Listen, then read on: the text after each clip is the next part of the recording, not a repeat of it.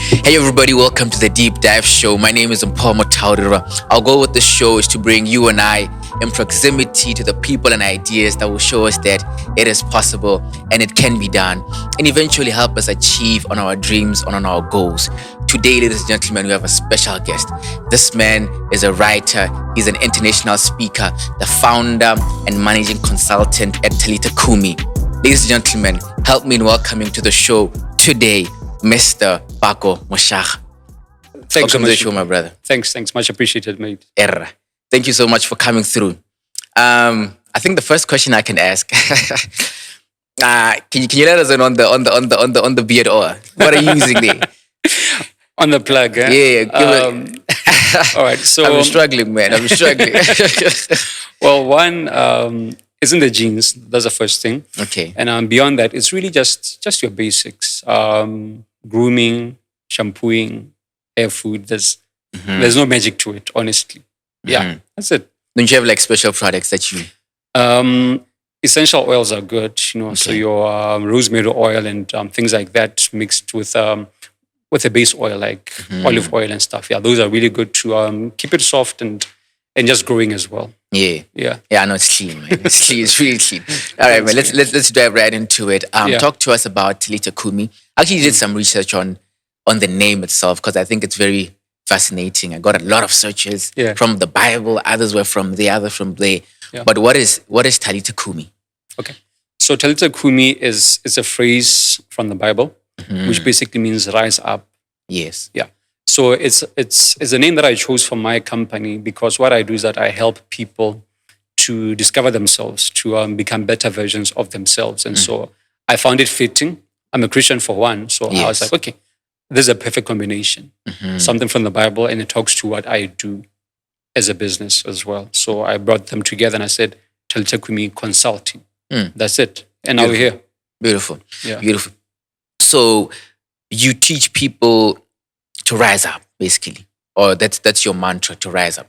I'm curious. Is this from the story in the Bible where I think someone was healed, and then they said rise up? 100%. I yeah. think I don't know if it was Jesus. I'm a Christian too, but I'm getting embarrassed now because I'm not. But I know there's a story where it was like rise up and walk, or rise up and Exactly. beautiful, man.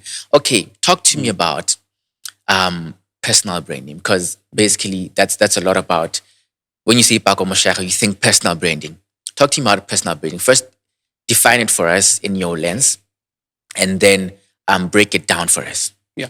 So personal branding is basically your reputation in a nutshell. That's what it is.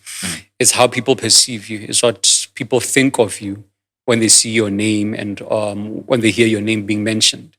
So one quote says, it's what people say about you when you're not in the room. So what people say about you is what they see you doing, what they hear you saying, and how they see you dressed on a regular basis as well. So it's all about just your brand. The same way that a product has a brand, you also have a brand. And that brand is either positive or it's negative. Yeah. Okay, beautiful. What you say, what you do, and how you dress. So for the longest time, I never really took a lot of, attention or cognizance as to what I'm dressing. I was just like, man, if I'm good enough, what I dress doesn't really matter. Talk to me about people that say, dressing is not that deep or it's not that important as to who you are or where you're going. So think of yourself as a product, right? So any product has packaging, and the value of the product is seen in the packaging. Yeah. So you have value, you have a talent or a skill, and you need to package that talent and that skill. So your presentation is the first interaction that people have with you. The first thing that people see isn't the talent, isn't the skill, but it's how you're dressed, it's how you present yourself. And that is the primary impact where you either gain points or you lose points because of how you show up, whether it's to work or it's to a conference or a school or a church, whatever it is. The way that you show up says a lot about you. It says a lot about how much you value yourself and how much you basically value where you are at as well as an environment. Yeah. It's So really judging a book by the cover. 100%, and the saying exists because as humans, we default to judging books by their covers. Yeah. Yeah. Okay, beautiful. So, as a personal branding expert, what would you say for someone that's trying to reinvent themselves, to move from I was this, now I want to be this? And it's very, very hard for people to look at me as this now, not as what I used to be. How do you help people work around that? So you start with accepting where your brand is, and even doing a deep dive, no pun intended, into how people see you at the moment. Yes. So you want to ask at least 3 to 4 people in your circle, or how do people see me? How do people define me out there? And then you get a sense of where your brand currently is. And then you look at what you need to fix in your brand. So who are those people that you're asking? So you take 3 to 4 people in your circle, either friends or colleagues or schoolmates, whoever it is that knows you well enough and that is also objective as well and can give you the honest, undiluted truth. And then you get a sense of, okay, my brand is currently here. I need to fix A, B, C, D in my brand. And then you work on fixing those. So that's the first step. Then the second step is saying, I want to build this kind of brand. So for me to have this brand, what do I need to be doing differently? Do I need to be dressing differently? Do I need to be having certain skills? Do I need to be in certain circles? Or what exactly do I need to achieve this brand? I'll use myself as an example. Beautiful. So I started this about 4 years back, public speaking. So I first had to decide what kind of public speaker do I want to be? And I said, I want to be a corporate speaker. And then I sat down and I said, okay, what's the image of a corporate speaker? It's formal, suits all the time. And then I said, what's the character of a formal public speaker? It's language that is always professional, etiquette that is also aligned to someone that is in a business setting. And then the third thing was that I had to look at the speech or the type of talk that a corporate public speaker has. And then I worked on that as well. So I mapped out what I needed to do in order to reach that brand. And where I am today is a result of the plan that I had. And so I am called to speak in corporate events most of the time because that's the brand that I've built up and it's intentional. And there was a plan around how I get there. Yeah. Beautiful, man. Beautiful. I like more so the language because I think that's really strong because like we talked off camera, you can't talk to someone on WhatsApp the same as you're talking to them on email, right? But how do you, it's very hard to really draw these lines too. How do you help draw those lines? Because I'm thinking about it now. I don't want to sound formal all the time or informal all the time. How am I able to draw these lines perfectly to align with the brand I'm trying to build? Especially as it relates to language, because I think language is so easy to forget. Yeah. Yeah. So what you want to do is that you want to have a set of brand principles that you live by.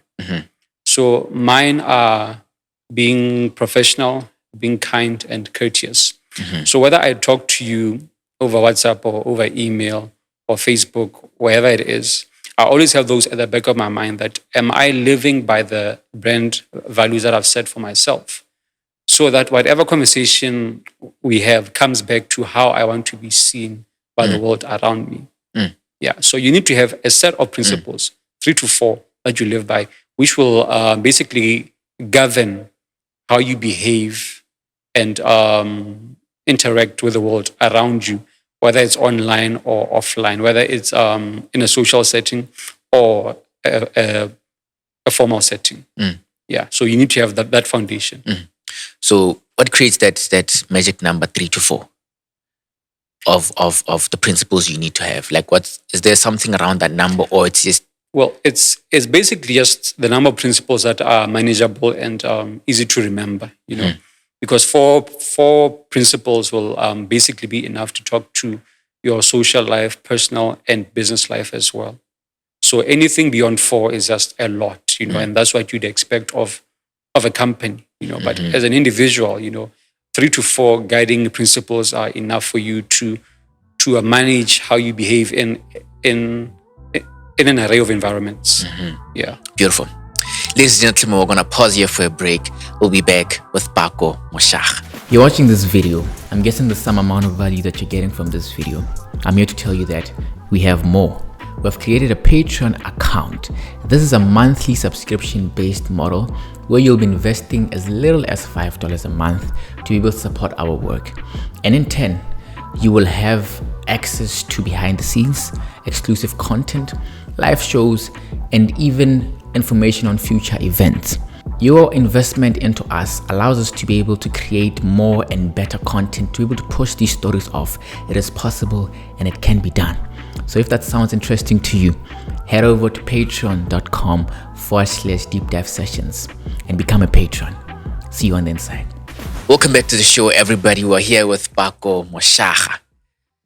So, talk to me about, I want to now go back and try to build off of, where you started out. I know you're in the banking space, but I want to go before then. Yeah. Who's Pako? Who's Pako Moshaga in Form 5? Who's the guy I'm meeting there? Oh man, that's a good one. That's a good one. So me in Form 5, let me see, shy, introvert, not very social, a bookworm, a nerd. I mean, by Form 5, I had a deep love for science. So by then I was reading books, UB first year, preparing for my own exams in Form 5. So I was deeply into books, deep into science. It was a serious passion that I had. I think from Form 3, I just had that passion for science. So I was always either reading or writing raps. I used to think I could rap. So, yeah. So many speakers have come through and said, they used to write lines. Like, yeah, man, it was a thing back there, Yeah. So now I see all the age, yeah. It wasn't my calling, so... but you're a writer still. Yeah, so yeah, I'm a writer still, so yeah. So I'd say that was me. I mean, I basically had like 2 friends and I was nowhere near to the type of person that I am today. Yeah. Yeah, it's funny because everything you said, shy, not social, used to be what? Now you're like the speaker, the personal branding. I mean, it's just, I don't know. It's amazing. But growing up, were you a fan of like superheroes or any of those? Since you're saying you're a nerd, did you watch those Justice League, whatever? I mean, definitely, man. You cannot be a nerd and not be into sci-fi. Yeah. Into Marvel, not DC, into Marvel. So, okay. So I got that. I was definitely into that, and I mean, I remember it continued up to my first year at UB. I actually used to have a Spider-Man watch, So now I look back, I'm like, when I was in first year, what was I doing with the Spider-Man watch? First year, yeah. So I was deep into that world, honestly. Yeah. Who's your hero today? Today, so many. Definitely Thor. I don't know why Thor, but there's just something about just the character moves. And the movies and everything. It just stands out. Yeah. Okay. Did you say Thanos? All right. Yeah. Beautiful. So, recreating yourself into who you are today. I guess it took a lot. But I want you to tell it to us firsthand. What was that process of saying, I want to be a personal branding expert. I want to be the go-to guy. When someone thinks personal branding, they think me. Because if people were to say, give Pako Moshaga, and then they say, give adjective, I'd look at you and say, classy, smart, clean, all those things, And I think it takes, like you say, intentionality to be able to build what you want to be. So how were you able to build yourself from the ground up to who you are today? I'd say it was a number of things, but one thing that's pivotal, it's a course I did around 2016 called Investment in Excellence. So the course was basically a mindset performance course, and it broke down the concept of a self-image and self-worth, that the power to change your life is actually in your hands, but we tend to give it away to other people, Mm. to people around us. So first you need to appreciate that there is power that you've given out, and how you take it back in. Mm. So I went through that mindset shift, and then with time, I then started to want more out of my life. It's like listening to a talk on motivation. Mm. Afterwards, you're like, you know what, I need to do more with my life. So I went through that, but at a deep level, I was like, you know what, I need to see what I have in me, And through that, I started to explore more, And that's when I discovered my skill in public speaking. Then from there, I then naturally gravitated towards personal branding, which is all about the process that I went through. So I went through this journey and I said, what if I was to take this journey and help other people go through it? So that's how it then became a business around personal branding, which the foundation of it is your self-image. Mm. So if you don't see yourself in a positive light, you can never dress in a positive way. Mm. So if you're filled with self-doubt, it shows in how you dress, in how you speak about yourself, how you carry yourself around other people. Mm. So I work with people to help them first change that image that they have of themselves. And then as they change that image that they have, the world around them just changes. The more you think highly of yourself, the more you want to dress in a certain way, the more you want to speak about yourself in a certain direction. And the more that other people around you now start to see that difference, and they treat you the way that they see you treat yourself. Beautiful. Beautiful. I need to pause for a second. Beautiful. I hope they got it. Because that was powerful. So I'm thinking about this as you're speaking. Like, most of us, if not all of us, kind of always know what to do. Like, we know these are the steps I should take to improve my life. But we don't end up doing those things. What is that difference between someone who's going to watch the same video you watched with you took action, they didn't? What's the difference there? How can you be able to make yourself kind of move from just it being head knowledge to practicality? The difference is actually more internal and less external. So it's less about that video and more about your mindset and your thought process. Mm. It starts with one, having a vision for your life, because vision is what will then dictate your actions and your behavior and your thought pattern. Mm. So if you have an ambitious vision, you will naturally be very disciplined, because you're like, you know what, I have so much to do by a certain time. Mm. Let's say you want to run a large group of companies by end of 2025. You don't have much time. Mm. And so any free time that you have is precious to Mm. you, because you're like, I have to achieve this great task in a few years. So in the absence of that huge vision, time doesn't have much worth, doesn't have much value, because you are not moving towards anything grand, anything huge. So until you see yourself achieving something bigger than you, much, much bigger than you, something global even, then you'll never get the energy and the discipline that you need to work on yourself. So it starts with that vision. And like the Bible says, writing it down. Yeah. Yeah. Beautiful. Beautiful. We're going to pause here for a break. We'll be back with Pako Moshaga.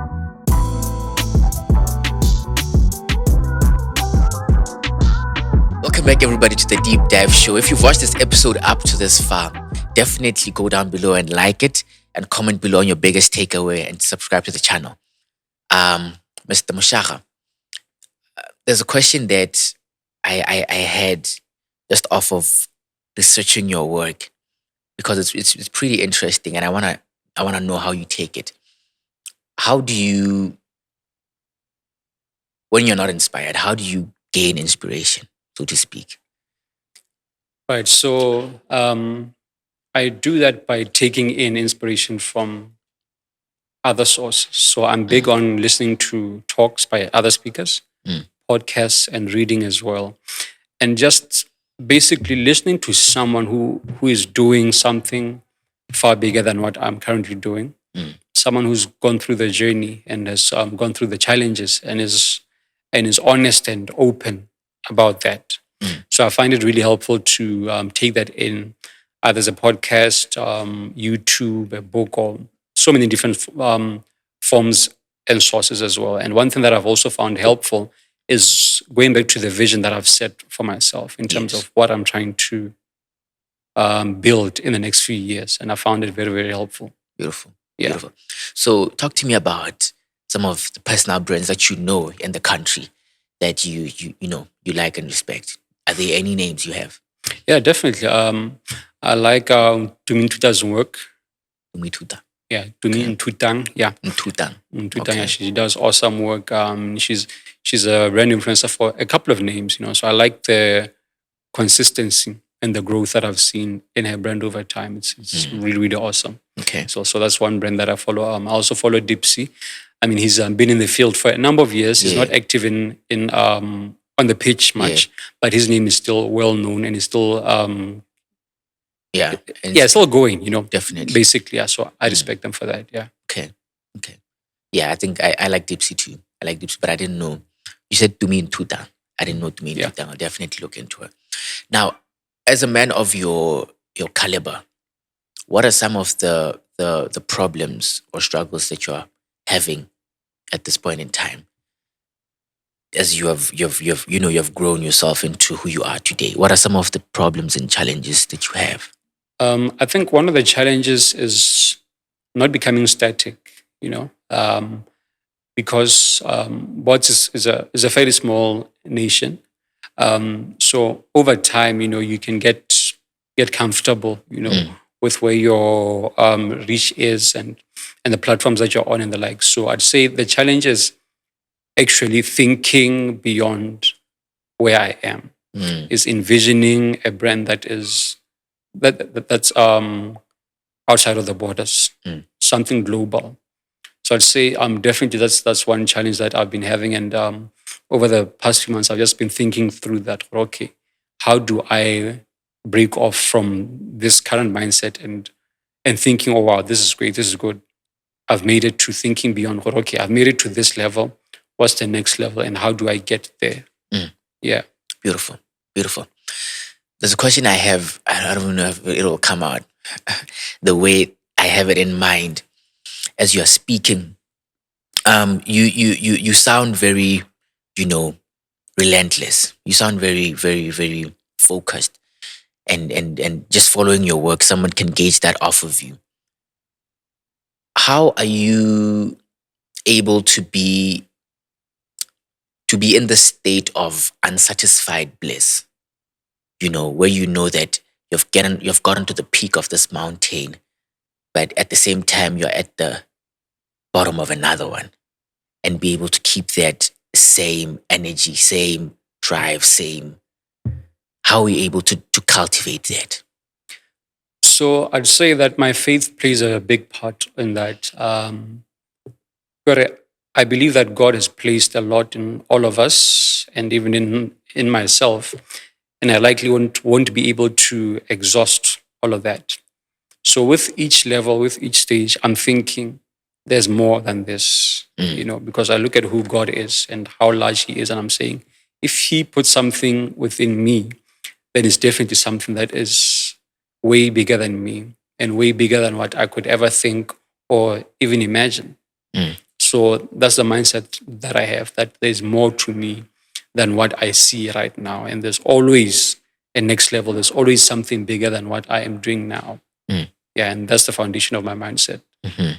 Yeah. Beautiful, beautiful, beautiful.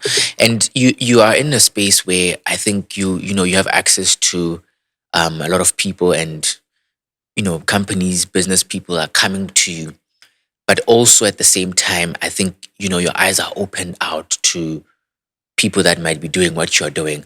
How do you manage that? Because you talked about inspiration versus envy. Because I like to think about it as inspiration is like me driving on the highway. Then I see I'm just driving my Corolla.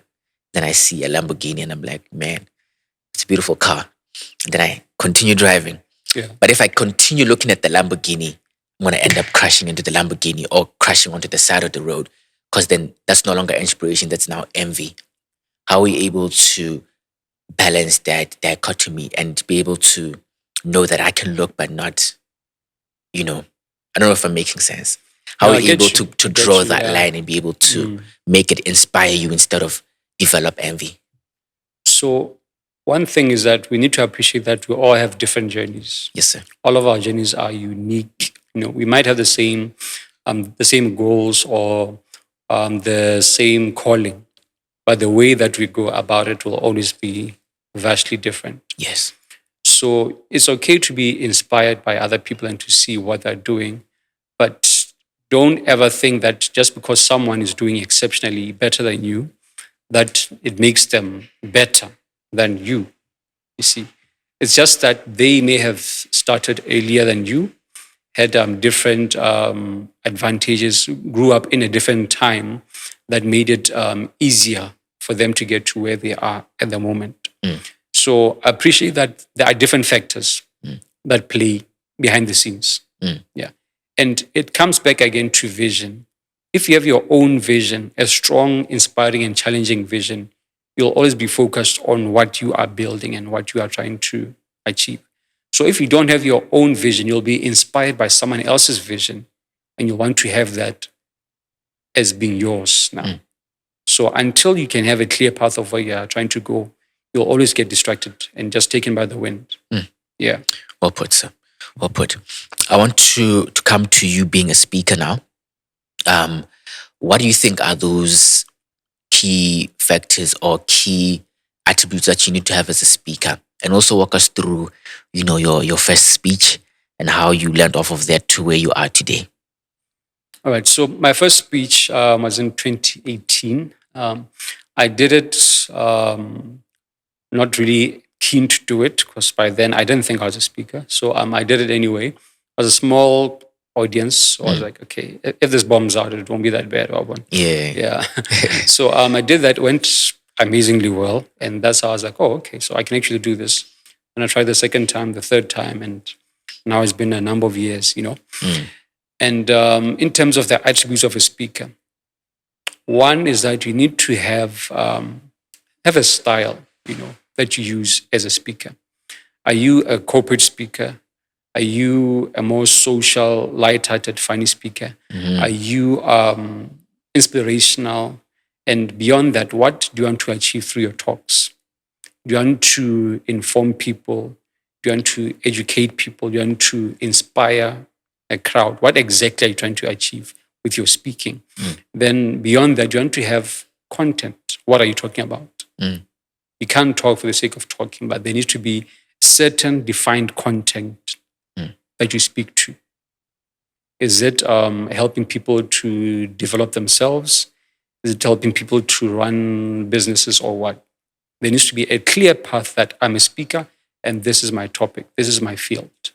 Because if you speak about anything and everything, it's hard for you to then build a brand in terms of what type of speaker are you, what type of events can maybe people call you for.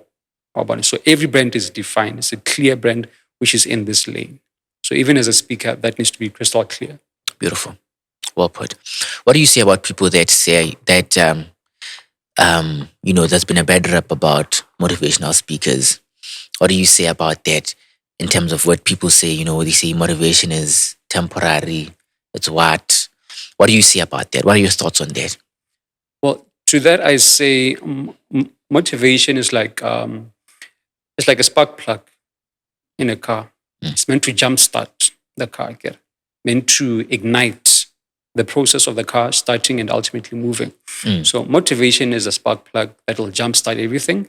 Beyond that, you as the driver actually now need to move the gear, move the pedals and actually drive the car. And the car in here symbolizes your life. So someone jumpstarts you to think, I need to do something with my life. I need to do better. I need to think more about what I'm doing with my future. Then from there is for you to then sit down and say, okay, how am I actually going to improve my future and my life? What's my plan? Am I going to go back to school? Am I going to take online courses? Am I going to get a mentor, a life coach, and everything? So there's a value chain. Motivational speakers are the first part of it to ignite you and to spark the change. Mentors and coaches take you on the next path of that. So you need to appreciate that a speaker is there for an event, for an instant, to achieve a purpose of getting you started. Beyond that, you either run the journey yourself or you get a coach to go with you step by step in how to basically reach your goals. Yeah. Excellent. I actually had an aha moment as you were speaking right now. I want to go into Talita Kumi. I think this where you say, personal branding is for people that want to gain an edge over their competition. And then somewhere in what you wrote is, it will get you through the door, but it won't get you a seat at the table. But this personal branding will get you a seat at the table, right? Talk to me about that and how you help people get that seat at the table at the company. All right. So basically what I do is that I help people manage their presentation and their brands. Everything from how you appear to how you interact with people to the skill set that you need to have to actually make a mark. Because I believe that being good, as you said, being good gets you through the door, but being great gets you a seat at the table. So being good is fine. Lots of people are good, but not many people are great. So I help people in moving from being good at something to being great at it. And you do that through, one, being good, or rather being great at the skill or the talent that you have. And then you couple it with a brand, with the packaging, with the character and the behavior that will complement that talent. And that put together is a winning package, which will help you get opportunities, because opportunities are attracted by the power of a brand. People that have endorsements right now, they gain those endorsements through the type of brand that they have. Same thing with jobs or business, whatever it is. It comes to you because of the brand that you have built up. So if you don't have a clear brand, then people aren't really sure about you. But if you decide that, okay, I'm good at speaking and I want to be known for being good at speaking, and you build a plan and a brand around that, you'll get opportunities related to speaking. Yeah. Well put. Say today I really messed up, like with my brand. Maybe there's a scandal or whatever that's really gonna kill my brand. It's gonna really, if I don't take action or do something, it's gonna destroy my brand. What are those steps or process, the step-by-step process that you would take me through to kind of help me revive and try to set myself back on track? Okay. So one, that's more of a PR thing and less of a personal brand thing. But the process is basically to, one, admit that you are at fault or that you played a part in whatever transpired. And then two, state that this is not part of who you want to be seen as. This is not in line with your principles and your values. And three, what are you going to do differently going forward? You see. So that's a condensed way that you would basically manage that scandal. So it's very important that when you do this, you have someone who is an expert in the field to guide you through how to do it. Because oftentimes there's a scandal or there's an issue that involves us, and we respond with our emotions. We want to be defensive and want to be quick to say our side of the story. So in building your brand, emotional intelligence is important, because emotions are what get people caught up. You just go on a rant online about something, and maybe after an hour you're like, "Ish, that was too much. Let me take it down." By the time you take it down, it's gone from Facebook to Twitter to WhatsApp, and it's all over the place. Yeah.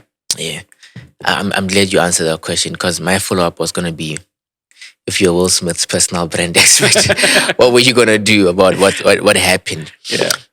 Beautiful. Before I ask my last question,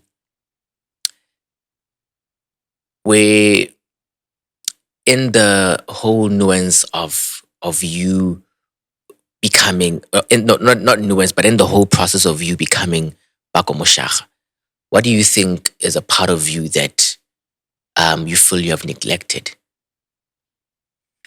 I think my social life to a big extent, because what I do is I'm very demanding. You know, it demands a lot of my time, whether I'm with a client or I'm reading or I'm doing this, I'm doing that. It needs a lot of my undivided attention. So I think over time, I really haven't been that social. My friends would actually tell you that I'm probably one of the most difficult people to agree to a meetup, you know, because I'm always doing something, you know. So I definitely say that's one area which over time I put in the back seat. Yeah, when it comes to my life. Yeah. Beautiful. My last question is, what is the, or how do you want to be remembered as Pako Moshaga? I want to be remembered as someone who, one, walked in love and humility, you know, because those are two things that I value a lot, you know. So I want to be also remembered as someone who gave people the formula to believing in themselves, in having self-worth, more than just believing in themselves, but having a sense of self-worth that I am worth something in this world, you know, that I matter and I value and I need to stay alive, you know. There's a lot more that can come out of my life than what I see now. So ultimately, that's what I want to share with the world, that, you know what, things aren't always as bleak as they look right now. There's a lot in you. The key is just how to unlock that and bring it out of you. Yeah. Beautiful. Ladies and gentlemen, this is Pako Moshaga. You've just heard his story. We've just dove into his world. Make sure you give yourself the opportunity to dive straight into his world. You will be amazed. This man does what he says he will do. And most definitely, he is who he is. Thank you guys for joining us so much. Thank you guys for joining us on this episode. We'll meet same time, same place next week. Be great.